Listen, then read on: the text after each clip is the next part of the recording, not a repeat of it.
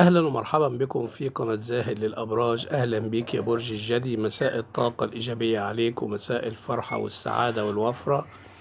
أهلا بيك مرة ثانية يا برج الجدي. النهاردة هنتكلم عن قراءة عاطفية ومهنية وصحية، والقراءة دي تشمل الرجال والسيدات وكمان تنفع لجميع الأعمار. لو أول مرة تشوف القناة شرفني بالاشتراك وفعل زر الجرس ودوس على اللايك ليصلك كل ما هو جديد. برج الجدي كمان أحب أفكركم بقناة الكبسولة، ودي قناة تلخيص للكتب العاطفية والمهنية والمالية والاستراتيجية المال وبناء الكاريزما وبناء الشخصية.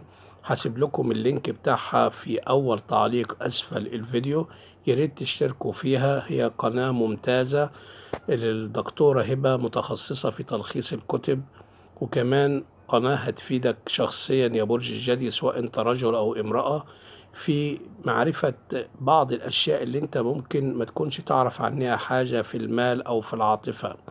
اشترك فيها فهتفيدك افادة قوية باذن الله. برج الجدي في فرصة عندك لن تتوقعها وخبر هيفرحك وفلوس زي الرز في شهر يوليو وأغسطس وسبتمبر، وهم الربع الثالث من عام 2024. هقول تاني يا برج الجدي، عندك فرصة لن تتوقعها، وعندك خبر هيفرحك، وعندك فلوس زي الرز في الربع الثالث اللي هو شهر يوليو وأغسطس وسبتمبر لعام 2024. برج الجدي عندك بالفعل أحداث سارة سواء على مستوى الأسرة أو خارجها. كمان عندك فرحة على مستوى الأسرة وخارجها أيضا. يعني إيه الكلام ده يا برج الجدي؟ يعني عندك فرص كتير كتير كتير خالص، كلها حظوظ ليك يا برج الجدي، كلها تعويضات عن النصف الأول اللي انت ممكن تكون مريت بيه ببعض الخسائر أو بعض المشكلات أو بعض عدم الاستقرار العاطفي.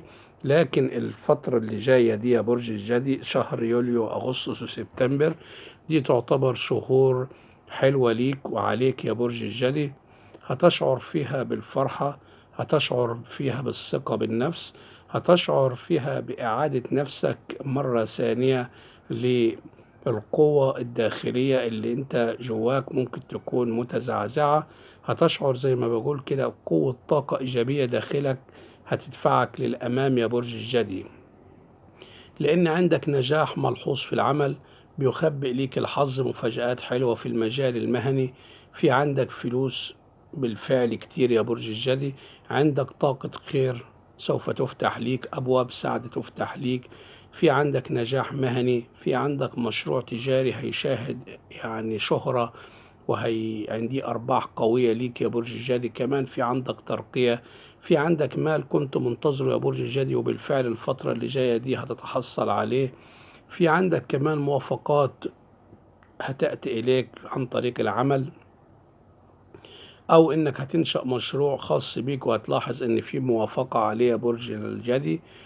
كمان في ناس هتشاركك يا برج الجدي ممكن تكون من العائلة أو الأصدقاء في المجال المهني، فده هيسبب ليك تعاون معاهم وهيسبب ليك نجاح ليس له مثيل.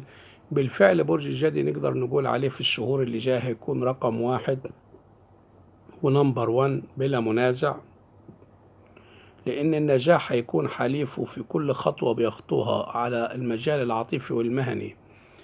في المجال كمان المهني يا برج الجدي هيكون في عندك أصدقاء جدد وممكن يدولك استشارات أو مساعدات في العمل هتفيدك.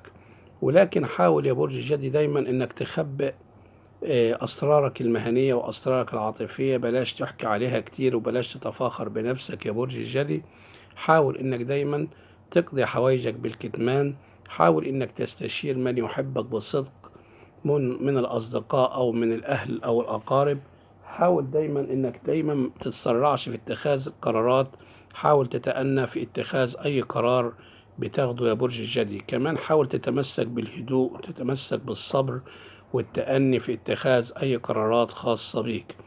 على المجال العاطفي عندك استقرار وهدوء عاطفي ملحوظ الفترة القادمة. في عندك كمان بيخبئ ليك الحظ مفاجآت حلوة على الصعيد العاطفي.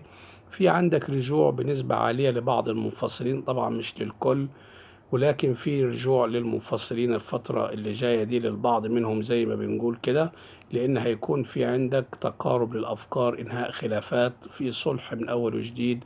ممكن يكون هو يا برج الجدي أصبح يعرف قيمتك وبيحبك وعايز يصالحك ويبدأ معاك حياة من أول وجديد تاني وبداية جديدة وصفحة جديدة.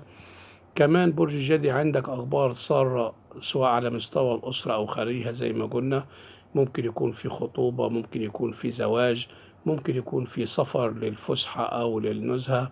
برج الجدي عندك الفترة دي فترة مملوءة بالخير، والخير الذي ليس له مثيل، لأن بالفعل الشهور دي شهور خير على برج الجدي.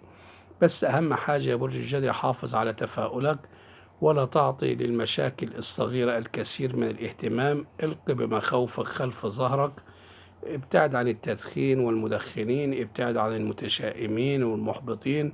خليك دايما ناظر إلى الحياة بنظرة تفاؤلية، ودايما الغد أحلى، وانظر إن اللي جاي أحلى، والحلو لسه في الطريق يا برج الجدي. برج الجدي أنا مش عايز أطول عليك، ولكن لو عجبك الفيديو شرفني بالاشتراك، وإلى اللقاء.